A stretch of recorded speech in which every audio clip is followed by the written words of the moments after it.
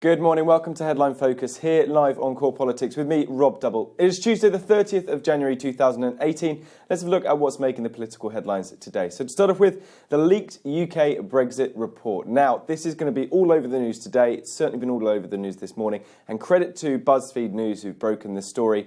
They've got their hands on top secret Whitehall analysis of Brexit. Now, this analysis was put together in a report by officials from DEXU, the Department of Leaving the European Union, the Cabinet Office, with help from Treasury officials. And it basically was an assessment of the economic impact of the three most obvious Brexit models for Britain leaving the EU in 15 years' time, up to and including 15 years' time. The crucial line here is that all three of the main options for the Brexit relationship between the UK and the EU will leave Britain poorer than just staying inside the EU. So Britain will be poorer by Brexit is what's being run by a lot of outlets this morning. Now, let's have a look more specifically at the details. A no-deal Brexit would reduce growth by 8% compared to current projections, leaving with a Canada-style free trade agreement, which is what's been proposed by some, would cut growth by 5%, and staying inside the single market whilst also achieving Brexit would reduce growth by 2%.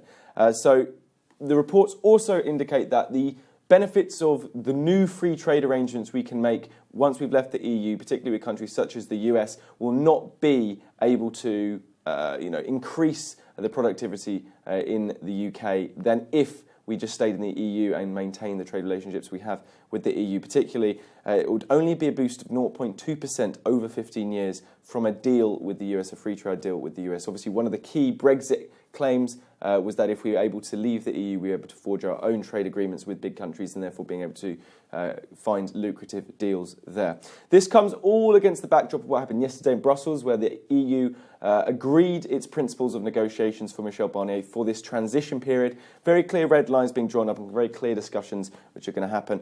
UK will have to continue following the rules of the EU, but not be involved in any of the decision-making process during this transition period after March 2019. The UK will not be able to implement its own international agreements unless the EU agrees during this transition period, and the transition period itself will have to end by the 31st of December 2020, a little bit sooner than the two-year period reporting. This is going to be the big debate of today, so expect more lines of this as the day wears on. Next up, Carillion inquiry starts in Parliament in Westminster. In fact, a parliamentary inquiry into the collapse of Carillion gets underway today. It's a joint inquiry by the Commons Business and Work and Pensions Committees. Former Carillion directors will be grilled at this inquiry, both today and in subsequent hearings in the next week or so. The key point here is expect Labour to be making an enormous amount of noise about this. Labour are expected to try to capitalise on the political momentum of the Carillion downfall, particularly the Corbyn camp is wanting to make this a very clear case for why privatisation of public services doesn't always work. So expect a lot of lines from Labour today along the lines of privatisation gone mad.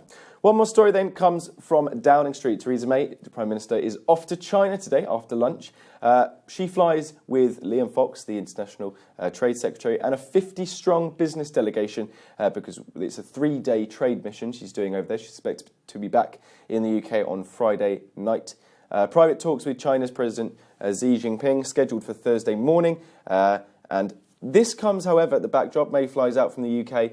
Her position as leader is deeply in trouble. Some reports from the Times today indicate that a succession of major Tory donors demanded the PM's departure at a fundraiser last week. This, of course, fueling rumours that perhaps Theresa May's time at the top is very much limited. That's pretty much it for today. You're up to date. Don't forget you can find all the latest on what we're doing here on Core Politics on our Facebook page and Twitter right here. But from me and all the team here at Core London, have a fantastic start to your Tuesday.